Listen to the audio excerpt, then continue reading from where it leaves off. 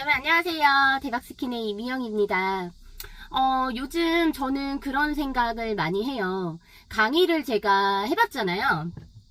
저 이외에도 얼마나 많은 강의를 하시는 분들이 많으시겠어요. 그런데 이건 아니지 않나라는 생각을 좀 많이 했습니다. 사실 강의를 진행하면서 처음으로 유료 강의를 하다 보니까 아는 것도 없었고요. 뭐 어떻게 홍보를 해야 될지, 마케팅도 어떻게 해야 될지, 강의 준비는 또 어떻게 해야 되는지, 또 무료 특강이나 뭐 이런 것도 진행을 해야 되고 할 거 정말 많았었는데, 이끌어 주시는 분들이 있어서 그냥 그래 뭐 시키는 대로 한번 해보자 라고 따라갔었는데요.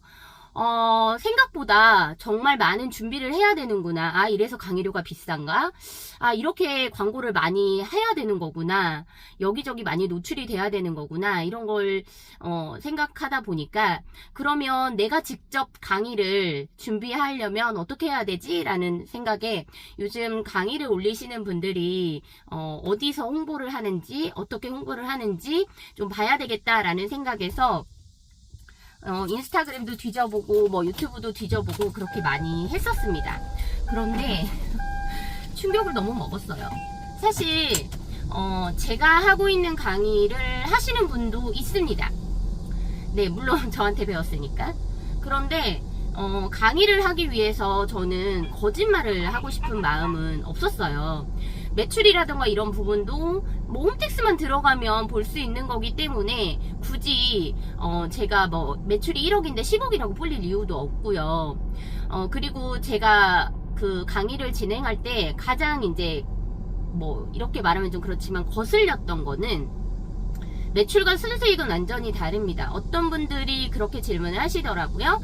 뭐 매출이 6억이 넘어가면, 실질적으로 8억이 넘었어요. 남편 거까지 있었기 때문에 매출이 6억이 넘어가면 뭐 벌기는 얼마 버냐, 뭐 이렇게 얘기하시는 분들도 많았는데요. 얼마를 버냐라고 한다면 솔직히 기본적으로 한 15%에서 20% 정도 남지 않으면 사업은 어렵습니다. 물론 그런 생각을 할 수는 있어요. 뭐 그냥 박리담회로 해가지고 조금만 남아도 장사는 해야 되는 거 아니야? 매장을 하고 있다거나 하시는 분들은 손님들이 이제 와야 되는 거다 보니까 인건비가 대부분이잖아요. 그래서 매출을 많이 올려야지만 어찌됐건 인건비를 줄 수 있으니 박리담회라도 많이 하신단 말이에요. 그런데 저는 물론 사무실이 있습니다. 사무실 월세도 꽤 나가고요. 사무실이 있고 직원은 없지만 아예 없는 건 아니에요. 또 재택근무를 하고 있는 친구도 있기 때문에, 그래서 저 나름으로도 인건비가 나가야 하고 뭐 월세도 나가야 하고 그렇기 때문에 저도 이것저것 챙겨야 될 것들이 사실은 많아요. 그래서 그런 생각을 했어요. 내가 하고 있는 이 일이 혼자서 충분히 할 수 있는 1인 사업을 할 수 있는 일이지만 실질적으로 혼자서 언제까지는 할 수 있고 어느 정도의 규모가 커지면 할 수 없는 거다 보니까 인건비나 이런 걸 생각하지 않을 수가 없죠. 그래서 마진을 계산할 때 최소 한 15에서 20% 정도는 내가 그래도 남는 걸로 마진을 계산하고, 거기서 끝나냐? 아니거든요. 네, 마진만 생각하면 안 되잖아요. 저는 일반 과세자예요. 그러다 보니까 부가가치세라는 거를 1년에 2번 신고를 해서 내야 합니다. 부가가치세는 말 그대로 내가 판매한 거에 대해서, 매출에 대해서 세금을 내는 건데, 여기에 매입 자료가 당연히 있죠. 저는 뭐 매입이 항상 넘칩니다. 오버가 많이 돼요. 왜냐면 파는 것보다 더 많은 재고를 가지고 있어야 하는 사업이다 보니까.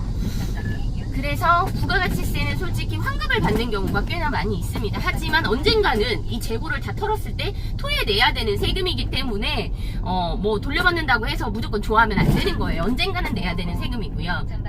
그리고 하나 더, 온라인에서 판매를 하다 보니까 판매 사이트에 내는 수수료가 적지 않습니다. 뭐 스마트 스토어 같은 경우에는 한 6%, 네, 카드 수수료랑 이런 것까지 다 하면, 그리고 쿠팡 같은 경우에는 이제 10% 좀 넘어요. 원래 9.6%라고 되어 있는데 5만 수수료가 다 붙어서 10%가 좀 넘고요.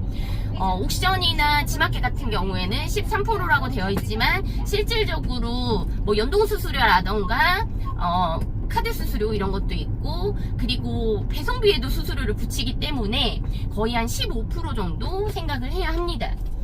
그냥 실질적으로 눈에 보이는 것만이 수수료가 아니라는 거죠. 그래서 제가 사업을 하면서 상품을 이제 판매하다 보면은 사실 그렇게까지 원가가 비싸지 않은데도 불구하고 판매가가 올라갈 수밖에 없는 구조예요. 거기에 내 마진을 또 10에서 20% 갖다 붙여야 되니까 결코 싸지 않아지는 거죠. 그런데도 불구하고 매출이 많이 나왔어요. 물론 광고도 했고, 저 나름으로 뭐 가격 할인을 할 수도 있고, 프로모션도 하고, 선물도 주고, 이런 방법들을 썼는데, 작년 기준으로 했을 때 매출이 8억 정도였고요. 아무리 적게 잡는다고 해도 10% 마진을 붙였다 해도 8천만원 정도는 번 거거든요. 직장 생활 하시면서 8천만원 쉽게 버실 수 있나요? 쉽지 않습니다. 연봉 8천? 연봉 8천이면 그거 다 주나요? 아니죠. 세금 제하고 뭐하고 이렇게잖아요. 저는 순수익으로 8천만원 정도는 버는 거예요.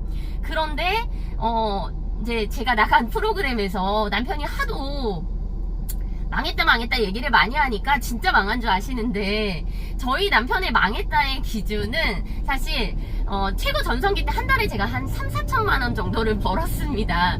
그때는 순수익이 30%가 넘는 상품들이 많았었고, 한 달 매출이 거의 2억 가까이 됐었기 때문에 3, 4천 정도를 순수익으로 남겼는데요. 지금은 뭐 한 달 매출이 한 7천에서 8천 정도였기 때문에 많을 땐 그 정도였어요. 그래서 많이 벌면 한 1,000만 원? 네. 순수익으로 그 정도 벌었습니다. 얼마 벌었냐고 자꾸 물어보시는 분들이 많아서 월천 정도의 수익을 냈지만, 남편 입장에서는 나가는 돈이 얼만데 그거 벌어서 되겠어? 우리 망한 거야. 이렇게 얘기한 거를 그냥 사업이 망했다, 이렇게 편집이 돼서 제가 많은 오해를 샀는데요. 돈도 벌지도 못하면서 무슨 강의냐라는 말도 많이 들었어요. 그런데 말 한마디로 천냥빚을 갚는다고 하는데, 말 한마디로 사람을 죽일 수도 있는구나 라는 생각을 했고요.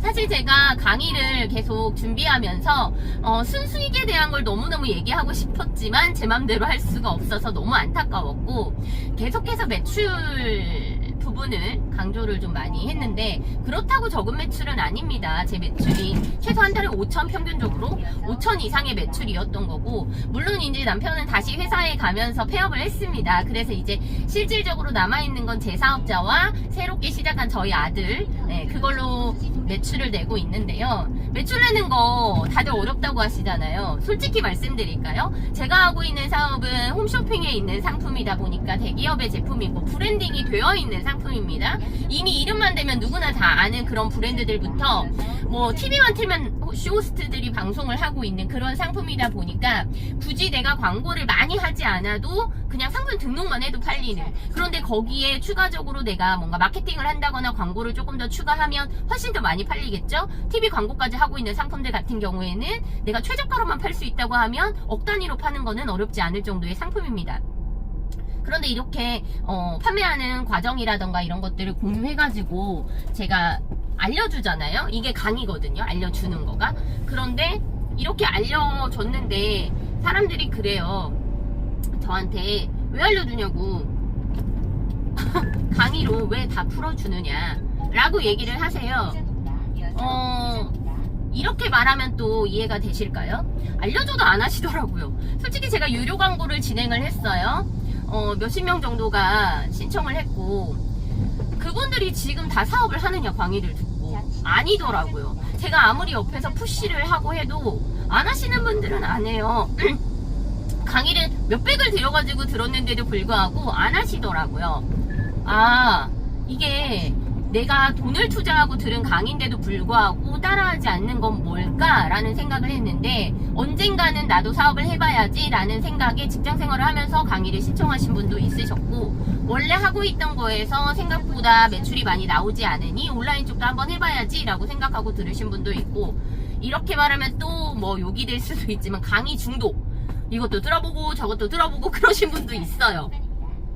본인들이 강의 중독이 되려고 해서 그런 게 아니라 진짜 부업을 뭐라도 해보고 싶으니까 이것저것 들어본 거죠. 근데 본인 스스로가 들었는데 뭔가 시도하지 않으니까 강의 중독처럼 보일 수밖에 없는 거고요. 다행히도 저희 파트너 대표님들, 그러니까 저한테 강의를 들었던 수강생분들은 나름대로 열심히 자기들이 뭔가를 해보려고 노력하시는 분들이 많이 있으세요. 그래서 매출을 제가 이제 몇백 정도 이렇게 만들어 드렸습니다. 어렵지는 않았는데 뭐 상품 등록하고 강의 좀 광고 조금 하고 요 정도만 해도 매출은 나오는데요. 중요한 건 그거예요. 매출이 나오면 도망가요. 파트너들이. 이유가 뭔지 아세요? 매출이 나와도 이게 바로바로 현금화가 되지 않습니다. 우리가 판매하고 있는 사이트 중에 가장 매출이 높은 게 쿠팡일 수밖에 없어요. 가입자 수가 워낙 많으니까. 아무리 네이버가 많이 투자를 하고 많은 판매자들한테 뭐 이렇게 혜택을 주려고 하고 한다 하더라도 수수료가 싸다고 해서 무조건 고객들이 네이버로 가지 않잖아요. 물론 가입자 수도 많이 이제 늘어나고 있고 뭐 새벽 배송이라던가 쿠팡이 하고 있는 걸 그대로 따라서 많이 하려고 한다곤 하지만 아직까지는 사람들이 쿠팡이 편한가 봐요. 그러다 보니 저도 대부분의 매출이 쿠팡일 수밖에 없는데요. 그러다 보니까 쿠팡에서 정산을 정말 늦게 해줘요. 기본 한 달 반? 그러니 내가 많이 팔면 많이 팔수록 빚쟁이가 되는, 왜냐면 쿠팡에 묶여있는 금액이 워낙 많다 보니까 또 재고는 계속해서 사들여야 하고 판매가 되면, 그래서 내가 1억을 팔면 1억을 그대로 빚으로 고스란히 져야 되는 그런 상황이 됩니다. 그러다 보니까 저희 파트너 대표님들이 매출이 막 100만원 200만원 나오는 건 너무 신나고 좋은데 계속해서 물건을 사서 나가야 되잖아요. 그러다 보니까 고객한테 먼저 돈을 받는 게 아닌 이 구조가 사실은 쉽지 않다는 거죠. 사업에서는 언젠간 받을 정상금이지만 그 언젠가가 언제냐는 거예요. 그래서 저 같은 경우에도 매출이 많아지면 뭐 대출을 받을 수도 있고 쿠팡에서 하고 있는 이자 받는 이자놀이 하고 있잖아요. 선정사 서비스를 할 수밖에 없고, 그렇게 하다 보니까 정말 제가 수많은 거의 100명 이상이 되는 파트너들 사업하는 방법을 알려줬지만 결국에는 그만두셨습니다. 물론 저한테는 그만둘게요 해놓고 본인 스스로 배운 대로 하고 계시는 분들도 있어요. 그리고 저한테 배워서 강의를 하시는 분도 있고, 제가 자주 언급하는 제 친구 남편, 저는 청출어람이라고 하고 항상 많은 칭찬을 쏟아붓는 제 친구 남편도 사실은 회사를 퇴사하고 저한테 배운 요 사업을 지금까지 하고 있고요. 물론 힘들 수밖에 없어요. 왜냐면 사람 욕심이 재고를 많이 가지고 있으면 팔리는 상품이다 보니까 빨리빨리 발송이 되잖아요. 그러면 더 많이 팔린다는 욕심이 있거든요. 그러다 보니까 재고를 계속해서 더 이렇게 사게 되는 거예요. 일반적인 가게들하고는 조금 다른 게 이 온라인 몰 같은 경우에는 산지 직송 뭐 이런 게 아닌 경우에는 재고를 좀 어느 정도 가지고 있어야지만 빨리빨리 배송이 되잖아요. 고객이 오늘 주문했는데 내일 도착하면 얼마나 좋겠어요. 그걸 지키기 위해서 일주일 내내 발송을 하고 재고를 미리 쟁이고 있다 주문 들어오면 어떻게든 저녁까지 나가려고 하고 이런 노력들을 하는 거거든요. 저한테 배우신 분들 중에서 꾸준히 하시는 분들은 약간 자금력이 좀 있으신 분들입니다. 사실 저도 새로이 파트너를 모집을 한다라고 하면 그래도 몇 천만 원 정도는 확보가 되어 있는, 자금력이 그 정도는 되는, 또는 뭐 추가적으로 대출이라던가 이런 것들을 고려하고 계시는 그런 분들을 파트너로 해야지만 길게 꾸준히 갈 수 있을 것 같아서 이제는 강의도 강의지만 진정한 제 파트너가 되실 그런 분들을 모집할 때는 사실 자금력을 좀 보려고 합니다. 제가 제 돈 들여서 도와드릴 수는 없어요. 정말 이혼당해요 그러면. 그래서 어떻게든지 본인의 자금으로 본인의 사업을 끌어가실 수 있도록 방법적인 부분은 얼마든지 알려드릴 수 있고, 또 자금을 어떻게 융통해야 되냐라고 하면 뭐 정책자금 받는 방법이라던가 이런 거 어디서 돈 주고 하지 마세요. 기본적으로 받을 수 있는 정책자금은 제가 거의 한 10번 정도 받아봤기 때문에 충분히 어렵지 않고, 저희 파트너 대표님들도 많이 제가 안내를 해드렸는데요. 어디 돈 줄 테니 돈 받고 이렇게 받을 수 있게 해줄 테니까 해봐라 이런 것들 하지 마시고, 기본적인 거 뭐 큰 금액 아니고 몇 천만 원 정도 대출을 정책자금으로 받는 거는 그냥 내가 인터넷 조금만 할 줄 알면, 전화통화만 할 줄 알면, 앱 하나만 깔 줄 알면 다 하실 수 있습니다. 그래서 앞으로는 제가 강의도 무료 특강도 이렇게 만들어서 좀 올려보려고 하고요.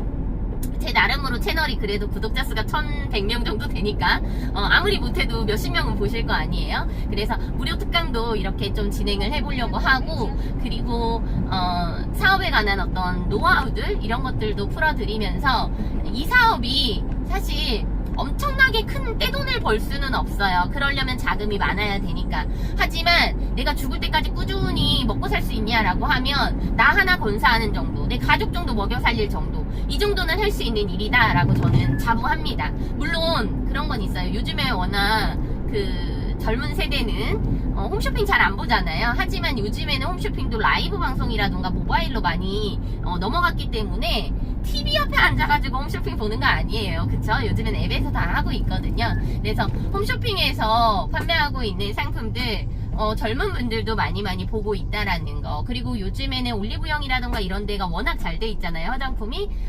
올리브영에서 사서 팔기도 하고 그럽니다. 행사할 때. 네. 그러니까 방법적인 건 많아요. 그리고 저한테 강의를 듣고 하신 분들한테는 제가 그런 얘기도 해요. 나중에 본인이 직접적으로 본인의 상품을 제조하는 것도 생각을 해보고, 뭐 주위에 아시는 분들이 파는 거 대신 갖다 팔아주기도 하고, 저처럼 뭐 김이라던가 쌀이라던가 수박이라던가 아니면 뭐 갈비라던가 이런 것들 주위에 아시는 분들 거 팔아줘도 되고, 연세 있으신 분들 사실 농사짓기 바쁘지 인터넷에 올려서 팔기 어렵거든요. 그런 것들을 내 스토어 안에서 할 수 있는 방법, 이런 것들도 알려드릴 겁니다. 앞으로 계속해서 제가 많은 무료 특강 이런 것도 준비할 거니까요. 저 좋게 계속해서 응원해주시면 좋을 것 같아요. 저는 정말 열심히 살거든요. 열심히 사는데 사실 이렇게 열심히 살면서도 제가 항상 느끼는 거는 그거예요. 나는 왜 이렇게 너무 열심히 살아서 욕을 먹고 있을까? 그런 생각을 많이 합니다. 제가 이야기를 하다가 배달지를 지나쳤어요. 다시 가야겠네요. 우선 저는 항상 긍정적으로 살려고 노력을 많이 하기도 하고요.